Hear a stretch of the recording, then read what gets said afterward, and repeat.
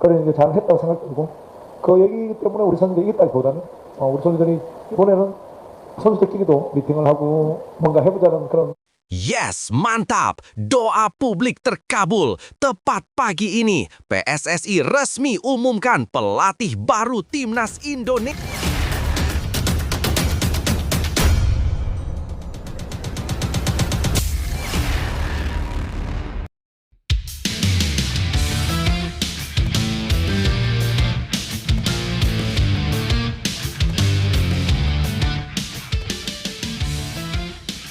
Yes, mantap! Doa publik terkabul.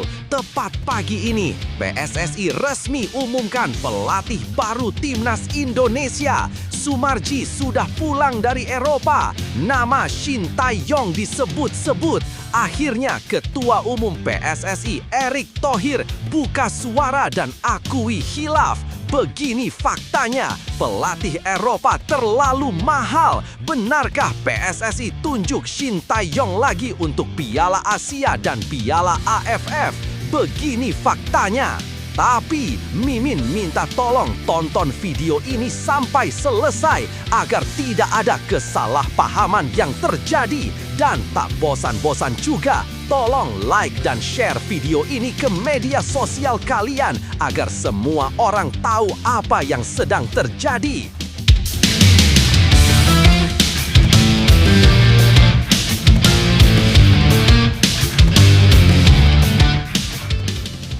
Sebelumnya diberitakan, minta supporter realistis, PSSI tidak mampu bayar mahal untuk pelatih Timnas Indonesia.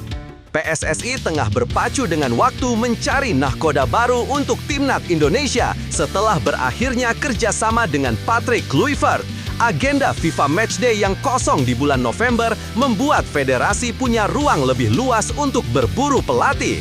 Zainuddin Amali menegaskan bahwa pencarian terus berjalan, namun ia meminta publik memahami kenyataan bahwa PSSI tidak dapat memaksakan diri membayar pelatih berbanderol tinggi. Berikut ini 3 faktanya. Fakta 1, pencarian pelatih baru masih berjalan intensif. PSSI telah mengaktifkan proses pencarian pelatih baru sejak perpisahan dengan Patrick Kluivert. Menurut Wakil Ketua Umum PSSI Zainuddin Amali, agenda kosong Timnas pada November memberi ruang bagi federasi untuk lebih fokus mencari kandidat terbaik. Maret 2026 diprediksi menjadi momen calon pelatih baru melakukan debut memimpin skuad Garuda, sesuatu yang sudah ditunggu publik. Zainuddin menjelaskan bahwa PSSI sudah memiliki kriteria khusus dalam menyeleksi pelatih. Meski berbagai rumor terus beredar, federasi tetap mengedepankan pendekatan terstruktur. Ia menegaskan pencarian pelatih dilakukan serius, terlebih dengan agenda tim nasional yang padat dalam 2 tahun ke depan. Fakta 2, PSSI minta supporter realistis soal dana dan harga pelatih. Salah satu pesan tegas dari Zainuddin Amali adalah permintaan agar masyarakat bersikap realistis. Ia menekankan bahwa harga pelatih papan atas dunia tidak murah. Jika permintaan finansial terlalu tinggi, federasi tidak bisa memaksakan diri. Kemampuan tentu, misalnya kalau permintaannya terlalu mahal dan federasi tidak mampu, kan tidak boleh juga kita memaksakan, ujar Zainuddin. Sikap realistis ini muncul karena pelatih dengan nama besar membawa tuntutan gaji dan fasilitas yang tidak sedikit. PSSI ingin memberikan kondisi terbaik tetapi berada dalam batas kemampuan organisasi.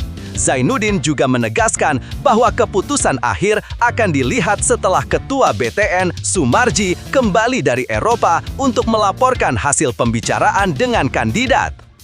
Fakta 3, tugas berat menanti pelatih baru ASEAN Cup hingga Piala Asia 2027. Agenda Timnas Indonesia dalam beberapa tahun ke depan membuat posisi pelatih baru sangat strategis. Zainuddin menyebut bahwa pada 2026 Timnas akan tampil di ASEAN Cup dan sejumlah FIFA Matchday penting. Sementara 2027 Indonesia akan menghadapi Piala Asia. Ia berharap pelatih baru bisa membawa prestasi terbaik. Ya tentu, yang membawa kita ke target-target kan? Nanti di ASEAN seperti apa? Kemudian di Asia seperti apa? Kemudian kalau Piala Dunia kan 2030. Sementara kepengurusan kami ini hanya sampai 2027. Jadi kami bersama-sama sampai dengan 2027. Ujar Amali. Gambaran ini memperjelas bahwa pelatih baru tidak hanya dituntut punya kualitas, tetapi juga visi jangka menengah yang jelas. Nah, sebelum lanjut mendengar berita ini, untuk para netizen, keluarkan satu kalimat pamungkas untuk menanggapi kabar ini. Ayo teman, berikan tanggapan kalian di kolom komentar. Bravo Timnas, bravo PSSI. Ayo Garuda, buktikan bahwa level kita sudah dunia. Buktikan bahwa kita adalah raksasa Asia. Tiket Piala Dunia harga mati.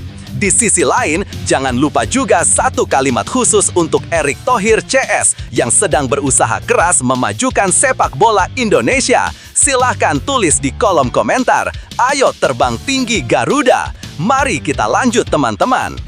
Jika dilihat dari langkah-langkah PSSI, terlihat bahwa federasi mencoba membangun proses yang lebih rapi dibanding era sebelumnya. Meski masih banyak kritik dari publik, transparansi mengenai keterbatasan finansial justru menjadi bentuk kejujuran penting. Harapan supporter besar namun realistis tetap diperlukan agar proses ini tidak berujung terburu-buru dan salah pilih pelatih.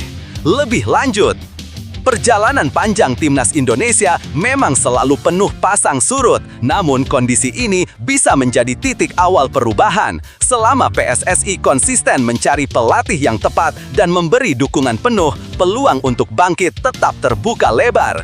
Terus dukung dengan optimisme karena setiap langkah kecil menuju perbaikan adalah bagian dari perjalanan besar sepak bola Indonesia. Situasi ini menunjukkan bahwa PSSI berada di persimpangan penting antara keinginan publik dan realitas kemampuan federasi.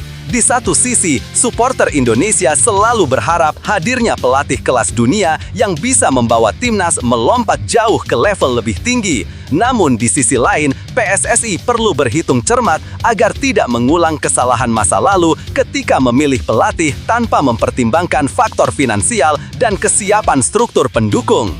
Kejujuran Zainuddin Amali soal keterbatasan anggaran sebenarnya langkah positif karena transparansi seperti ini jarang muncul di federasi sepak bola. Tetapi harapan besar dari masyarakat tetap menjadi tekanan tersendiri. Publik ingin perubahan, bukan sekedar wacana. Karena itu, proses pencarian pelatih harus tepat, profesional, dan tidak terburu-buru. PSSI juga perlu memperkuat fondasi internal agar ketika pelatih baru datang, ia tidak bekerja sendirian. Tanpa dukungan struktur, fasilitas, dan perencanaan jangka panjang, pelatih sehebat apapun akan kesulitan. Maka yang paling penting bukan hanya mencari nama besar, tetapi memilih sosok yang cocok dengan kultur sepak bola Indonesia dan mampu bekerja dengan realitas yang ada. Yang pasti, ini kesempatan emas untuk membangun ulang pondasi timnas. Dengan keputusan yang tepat, proses yang jujur, dan dukungan publik yang realistis, Indonesia punya peluang besar membuka babak baru yang lebih menjanjikan. Diperkuat 4 pemain abroad, Indra Syafri puas dengan skuad Timnas Indonesia U22 untuk SEA Games 2025.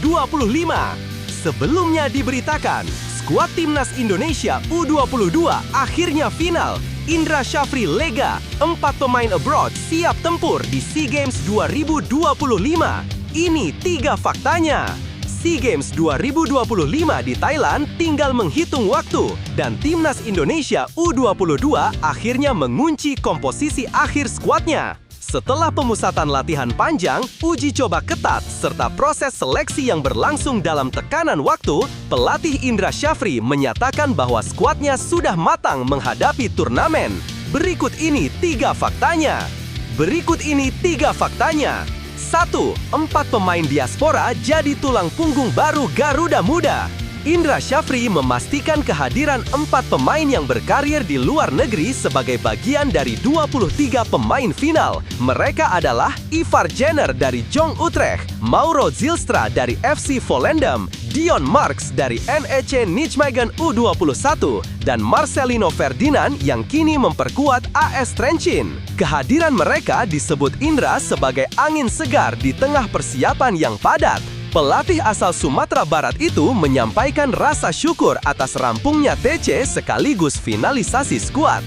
Ia berkata, "Alhamdulillah, proses pemusatan latihan di Jakarta sudah selesai dan kami sudah memilih 23 pemain sesuai regulasi SEA Games 2025. Indra juga menegaskan bahwa keempat pemain abroad tersebut dipastikan masuk karena kontribusi besar yang bisa mereka berikan di lini tengah hingga lini serang. Dari 23 pemain tersebut, 4 diantaranya bermain di luar negeri, yakni Marcelino Ferdinand, Ivar Jenner, Mauro Zylstra, dan Dion Marks, ucapnya. 2. Seleksi super ketat dimulai dari 32 pemain dan 4 laga uji coba keras. Sebelum mengerucut menjadi 23 nama, Timnas Indonesia U22 memulai perjalanan dari 32 pemain yang dipanggil ke latihan. Seleksi berjalan berlapis, dimulai dari pemantauan teknis, taktikal, hingga mental bertanding. Selain itu, Garuda Muda dijajal melalui 4 laga uji coba menghadapi lawan-lawan kuat seperti India U22 dan Mali U22. Semua ini dilakukan agar Indra mendapatkan gambaran jelas mengenai pemain mana yang siap bertempur di level SEA Games. Indra menyebut bahwa proses seleksi tersebut tak hanya bertujuan mencari pemain terbaik, tetapi juga membangun karakter tim yang solid. Ia sekaligus memberikan apresiasi besar kepada PSSI yang bekerja keras memastikan pemain diaspora bisa bergabung meski SEA Games tidak termasuk dalam kalender FIFA. Dalam kesempatan ini, kami ucapkan terima kasih untuk PSSI yang berupaya memastikan pemain abroad bisa ikut serta ke SEA Games 2025 walaupun bukan kalender FIFA, ujarnya. 3. Dukungan liga dan klub luar negeri jadi faktor penentu kesiapan skuad. Selain PSSI, Indra juga menyampaikan apresiasi kepada I-League dan klub-klub luar negeri yang memberi izin kepada para pemain muda untuk bergabung dalam persiapan. Di level kompetisi internasional, dukungan klub sangat menentukan mengingat regulasi FIFA tidak mewajibkan mereka melepas pemain. Indra menegaskan bahwa tanpa kerjasama lintas federasi dan klub, persiapan Timnas U22 sulit berjalan sempurna. Dengan adanya dukungan itu, para pemain mampu mengikuti program latihan lengkap termasuk uji coba serta pemantapan strategi. Hal ini membuat komposisi akhir tim menjadi lebih kuat, lebih seimbang, dan punya kedalaman skuad yang lebih menjanjikan dibanding edisi sebelumnya. Lebih lanjut, situasi yang dihadapi Timnas Indonesia U22 menjelang SEA Games 2025 sebenarnya menunjukkan sebuah pola yang mulai konsisten dalam era kepelatihan Indra Syafri. Tim dibangun bukan hanya dari talenta lokal, tetapi juga dari potensi diaspora yang semakin berpengaruh. Keputusan memasukkan 4 pemain abroad memperlihatkan keberanian untuk memadukan pengalaman internasional dengan talenta lokal yang sedang berkembang. Ini langkah strategis, terutama karena SEA Games kerap menjadi ajang penuh tekanan, di mana kualitas individual sering menentukan jalannya pertandingan. Di sisi lain, proses seleksi yang panjang dan Waketum PSSI jelaskan soal beda target timnas di SEA Games. Target timnas Indonesia U23 bikin kaget publik. Sebelumnya diberitakan, polemik kecil muncul jelang SEA Games 2025. Pemerintah melalui Kemenpora menetapkan target perak untuk timnas Indonesia U23, sementara PSSI bersikukuh membidik emas. Dua lembaga beda pandangan, tetapi di balik itu ada dinamika yang lebih kompleks. Berikut ini 3 faktanya. Fakta 1. Perbedaan target yang dianggap wajar oleh PSSI. Wakil Ketua Umum PSSI Zainuddin Amali menegaskan bahwa perbedaan target antara Federasi Olahraga dan pemerintah bukanlah hal baru. Ia mengaku sudah terbiasa menghadapi ketidaksinkronan seperti itu sejak dirinya masih menjabat sebagai Menpora. Amali berkata bahwa perbedaan ini terjadi hampir di setiap ajang, baik SEA Games, Asian Games maupun Olimpiade. Menurutnya, federasi cenderung menaruh target lebih tinggi, terutama cabang olahraga yang punya banyak nomor pertandingan. Ia mengatakan hal itu biasa dan tak perlu dipertentangkan. Kalimatnya jelas menggambarkan betapa lumrahnya dinamika ini terjadi di balik layar olahraga nasional. Fakta 2. Proses penetapan target melalui kajian tim review. Target pemerintah tidak ditentukan secara tiba-tiba. Amali menjelaskan bahwa Kemenpora menugaskan tim review untuk meminta setiap cabang olahraga mengirimkan proyeksi performa di SEA Games Thailand. Proyeksi itu kemudian dikaji secara menyeluruh, mulai dari analisis kekuatan lawan, kesiapan atlet, hingga peluang realistis yang bisa dicapai. Setelah itu, pengurus cabur diundang untuk duduk bersama dan membahas temuan tim review. Dari diskusi tersebut, pemerintah menentukan target akhir yang diumumkan ke publik. Bila hasil akhirnya berbeda dengan target internal PSSI atau cabur, Amali menegaskan itu hal yang sangat wajar dan bukan sesuatu yang harus dipersoalkan. Fakta 3. Target lebih rendah justru jadi motivasi tambahan. Tak semua target pemerintah setinggi target internal federasi. Bahkan kali ini PSSI ingin emas, sementara pemerintah hanya menetapkan target perak. Namun, alih-alih kecewa, Amali menekankan bahwa perbedaan itu justru memacu semangat para pelatih dan atlet untuk membuktikan diri. Ia menuturkan bahwa cabur seringkali menjadikan target pemerintah yang lebih rendah sebagai pemicu agar tampil melampaui ekspektasi. Amali menyebut bahwa selama target pemerintah dipenuhi, pencapaian yang melampaui itu adalah bonus yang luar biasa. Intinya, tidak ada konflik, hanya perbedaan sudut pandang antara optimisme internal dan kalkulasi realistis pemerintah. Jika diurai, situasi ini sebenarnya mencerminkan dinamika sehat antara federasi dan pemerintah. PSSI boleh bermimpi tinggi, pemerintah boleh berhitung dengan hati-hati. Yang terpenting, keduanya sepakat mendukung penuh timnas U23 agar tampil maksimal di Thailand nanti. Pada akhirnya, perbedaan target bukan alasan untuk pesimis. Justru dari gesekan visi inilah sering muncul energi besar untuk membuktikan bahwa Indonesia mampu lebih dari yang diperkirakan. Terus percaya dan terus dukung, karena sepak bola selalu menyimpan kejutan. Lebih lanjut, perbedaan target antara PSSI dan Kemenpora ini sebenarnya menunjukkan dua cara pandang yang sama-sama masuk akal. PSSI wajar memasang target emas karena mereka melihat langsung potensi pemain, kualitas skuad, serta perkembangan tim dari dekat. Sementara pemerintah lebih berhati-hati dengan menurunkan target ke perak karena mereka harus mempertimbangkan banyak faktor, termasuk kekuatan negara lain dan evaluasi objektif tim review.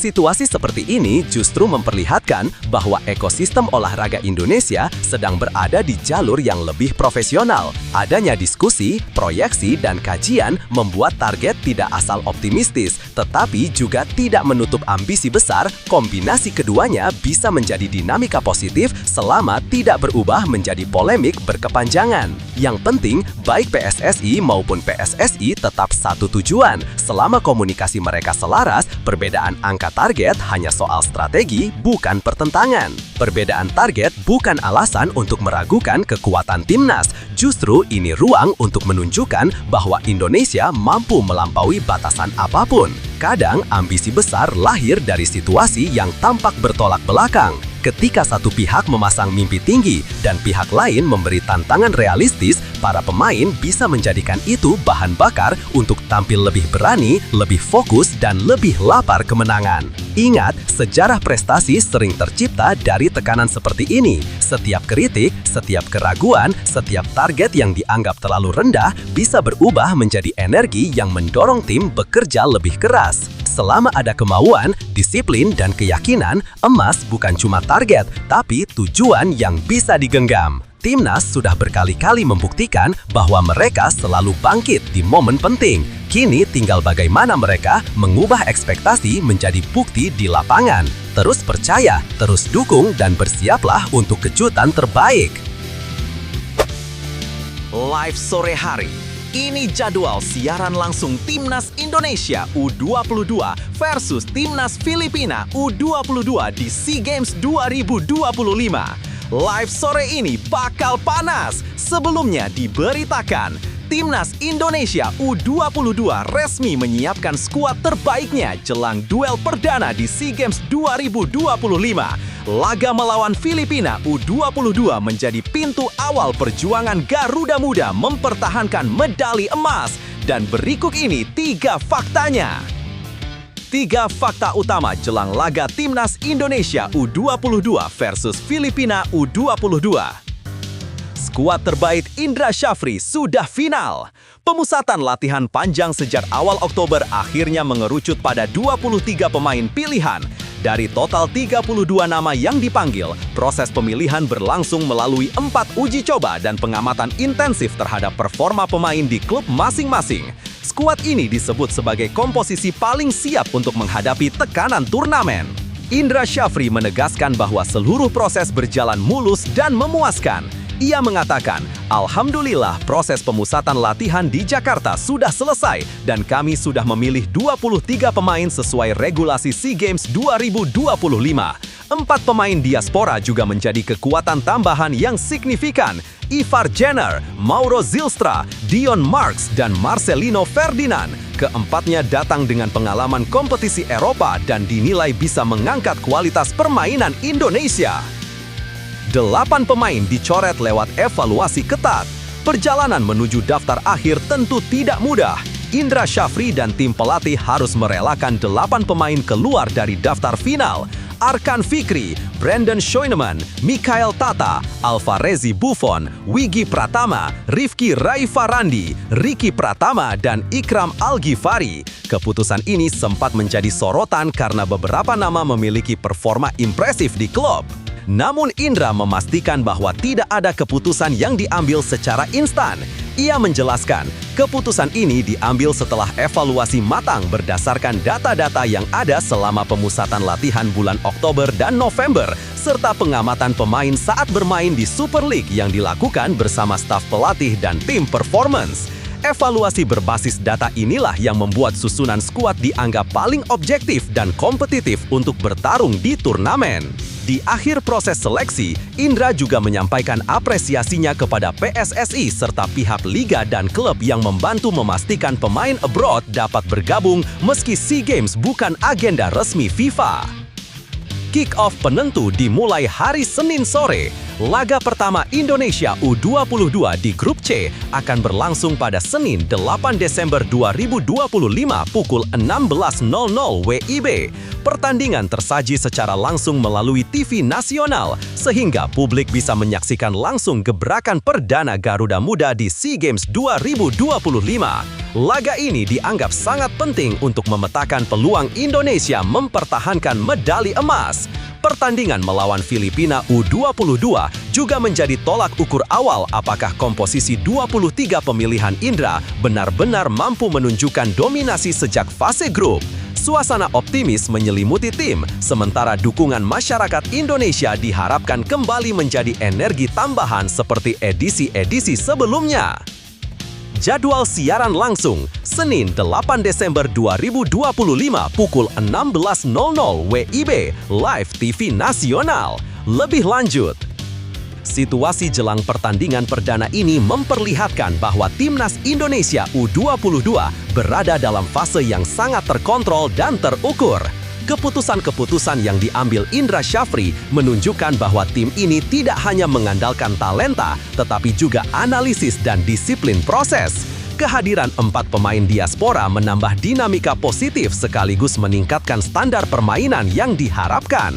Di sisi lain, pencoretan 8 pemain memperlihatkan betapa ketatnya persaingan di level timnas. Meski beberapa nama populer harus tersingkir, langkah Tini menegaskan bahwa hanya performa terbaik yang diutamakan.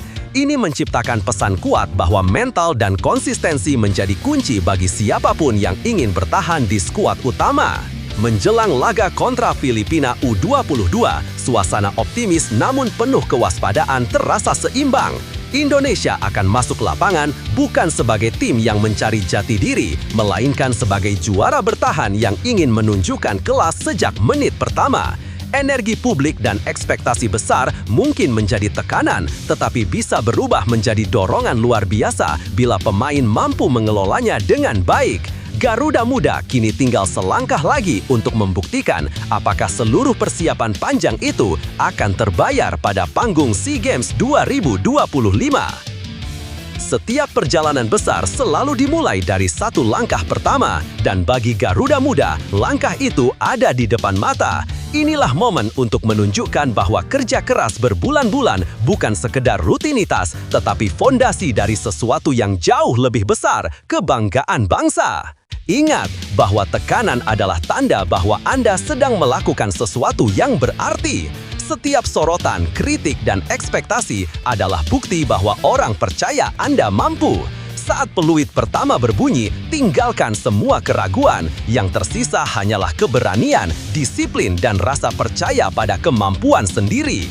Tidak ada laga yang mudah, tapi tidak ada pula lawan yang tidak bisa dikalahkan oleh tim yang bersatu dan bermain dengan hati. Jadikan setiap detik di lapangan sebagai ruang untuk membuktikan kualitas dan setiap tantangan sebagai alasan untuk bangkit lebih kuat.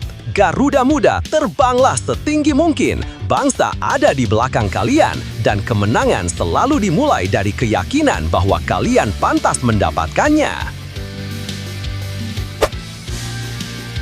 Borussia Mönchengladbach dapat poin terus. Kevin Dix bikin frustrasi peringkat 2 Bundesliga. Kevin Dix bikin gemparkan Bundesliga. Sebelumnya diberitakan, Borussia Mönchengladbach yang sempat terpuruk di dasar klasmen Bundesliga kini mendadak bangkit sepanjang November. Kebangkitan itu dipimpin salah satu sosok paling sibuk di lini belakang, bek timnas Indonesia, Kevin Dix. 3 faktanya, performa Gladbach melonjak tajam, pertahanan berubah jadi tembok baja, dan RB Leipzig dipaksa frustrasi di Borussia Park. Fakta 1, kebangkitan aneh Gladbach setelah studio horor di awal musim. Awal musim 2025 sampai 2026 adalah mimpi buruk bagi Gladbach. Dalam 8 laga pertama Bundesliga, mereka tidak merasakan kemenangan satu kali pun. 3 hasil imbang hanya cukup membuat mereka menjadi juru kunci saat Oktober berakhir.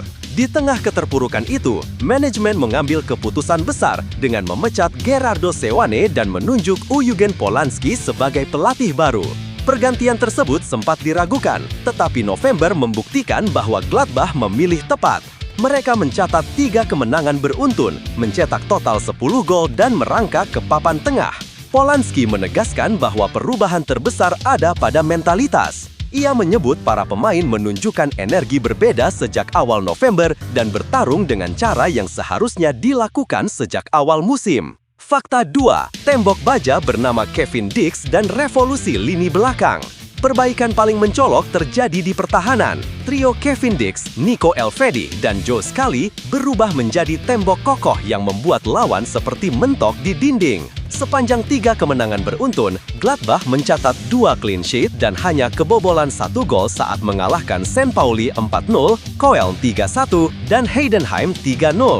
Dix bukan hanya menjaga area kotak penalti tetap steril. Ia juga memberikan kontribusi di papan skor lewat eksekusi penalti melawan Köln dan Heidenheim. Keberaniannya mengambil peran di titik putih menunjukkan betapa besarnya kepercayaan Polanski terhadap bek timnas Indonesia itu. Setiap duel udara, tackle bersih hingga blok krusial membuat namanya semakin sering muncul dalam sorotan media Jerman. Fakta 3, menahan RB Leipzig yang sedang menggila. Puncak performa Gladbach terjadi saat menahan imbang RB Leipzig 0-0 pada laga pembuka pekan ke-12 Bundesliga. Secara skor memang hanya 1 poin, tetapi konteks membuat hasil itu terasa seperti kemenangan. Leipzig adalah tim peringkat 2 yang sedang panas-panasnya, dengan 8 kemenangan dalam 10 laga dan total 22 gol di periode itu.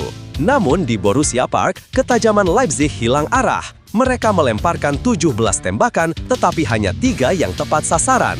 Dix dan kolega membuat para pemain Leipzig frustrasi sepanjang pertandingan. Bahkan saat wasit sempat memberikan penalti akibat dugaan pelanggaran Shuto Machino terhadap Willy Orban, VAR membalikan keputusan setelah terlihat Machino memenangi bola.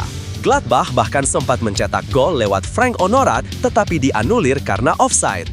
Lebih lanjut, situasi yang dialami Gladbach menggambarkan betapa cepatnya dinamika dalam sepak bola bisa berubah ketika fondasi tim dibenahi dengan tepat. Pergantian pelatih yang semula terasa sebagai langkah darurat ternyata menjadi titik balik yang menghidupkan kembali ruang ganti. Para pemain terlihat lebih percaya diri, lebih berani mengambil keputusan, dan tampil dengan energi yang sejak awal musim seperti hilang entah kemana. Kehadiran sosok pemimpin di lini belakang seperti Kevin Dix memberi stabilitas yang membuat seluruh tim lebih nyaman bermain.